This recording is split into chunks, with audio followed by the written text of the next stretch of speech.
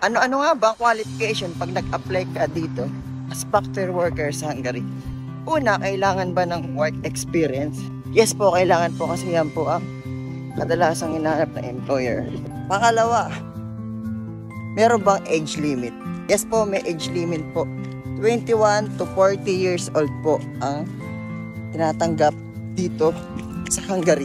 Pangatlo, may height limit po ba? Anong height limit? Hanggang 160 cm po sa lalaki.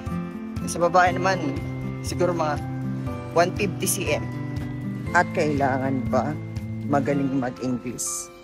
Guys, kahit hindi po fluent yung pag-English nyo, pwede po.